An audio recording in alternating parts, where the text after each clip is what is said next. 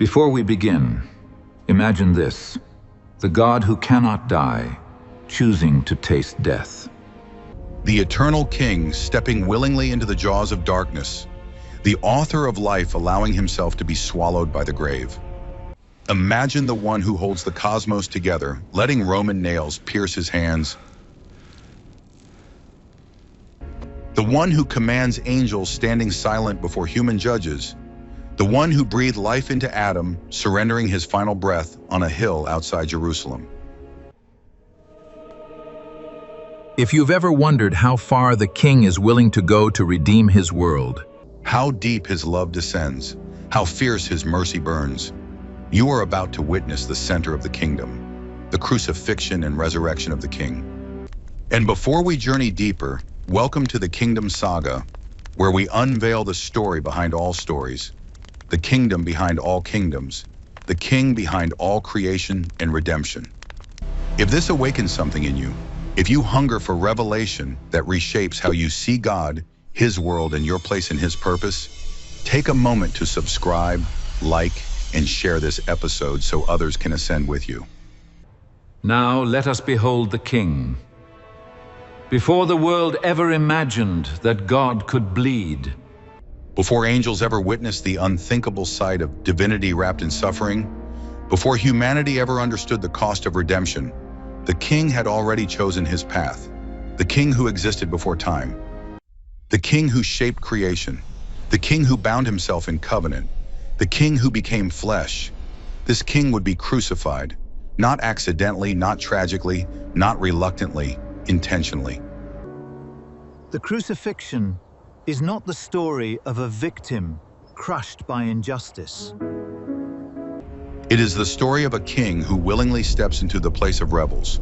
The cross is not the collapse of the kingdom, it is the unveiling of its foundation. The King did not come merely to teach truth or display power. He came to bear sin, he came to break death, he came to destroy the works of darkness, he came to reclaim creation.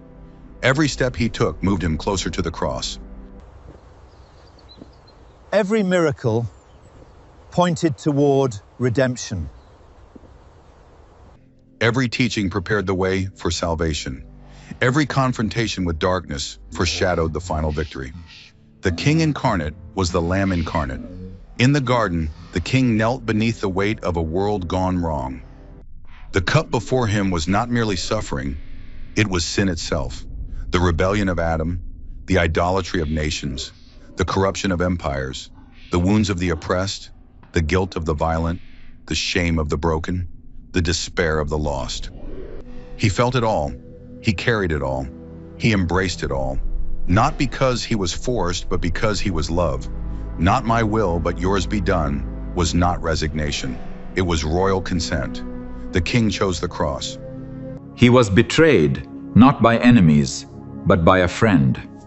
Arrested not because he lacked power, but because he restrained it. Tried, not because he was guilty, but because humanity was. He stood before Pilate bruised, silent, sovereign. The Roman governor believed he held authority. The King quietly reminded him, "You would have no authority over me unless it had been given to you from above." The King was not being judged, he was judging. The King was not losing control, he was orchestrating redemption. The soldiers mocked him. They clothed him in a robe. They placed a reed in his hand. They pressed a crown of thorns into his brow. They bowed in false worship. They did not realize they were coronating the true King. He carried the cross, the instrument of Roman shame, the symbol of human cruelty, the weight of our rebellion. The one who upholds galaxies now staggered under the wood of our sin. They nailed him to the beams. Hands that formed the stars were pierced. Feet that walked on water were fixed to wood. The King was lifted up, not on a throne of gold, but on a tree of suffering. The world saw defeat. Heaven saw enthronement. Above his head they wrote, "King of the Jews." They meant it as mockery. Heaven read it as proclamation. Around him voices jeered, "If you are the Son of God, come down from the cross." But the King did not come down, because if he saved himself, he could not save us. He spoke 7 times, each word a window into the heart of the king. Father, forgive them. Mercy in the midst of torture. Today you will be with me in paradise. A dying thief becomes the first citizen of the redeemed kingdom. My God, why have you forsaken me? The king enters the loneliness of sin so we never have to. It is finished. Not I am finished. It, the war, the debt, the curse, the separation, finished. Darkness covered the land. The earth shook. The temple veil tore from top to bottom. The way into the presence of the king was no longer blocked.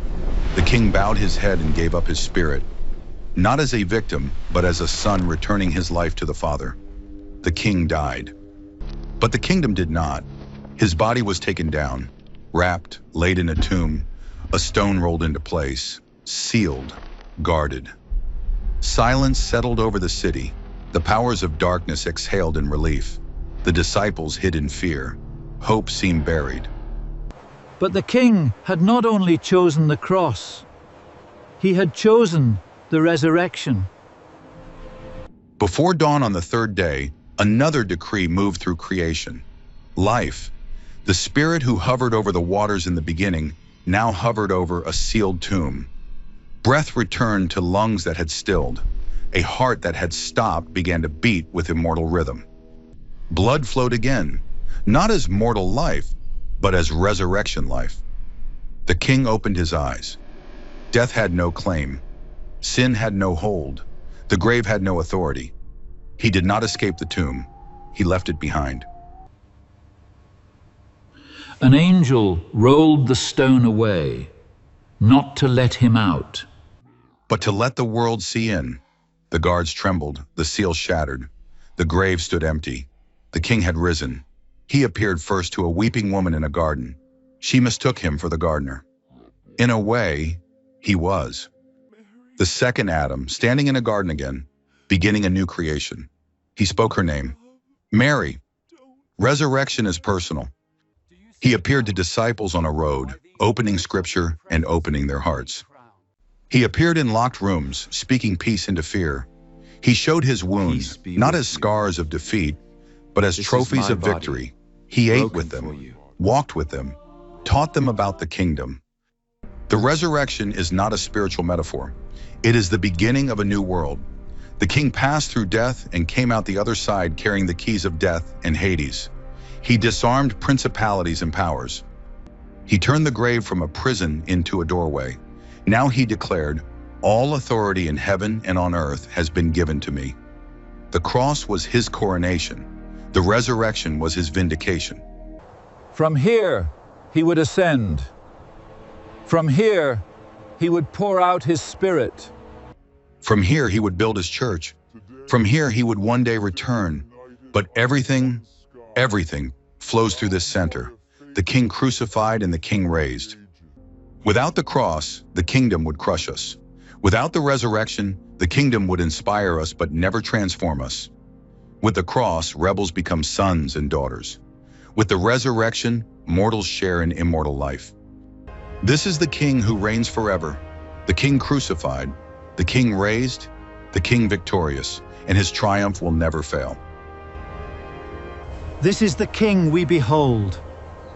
This is the king we worship.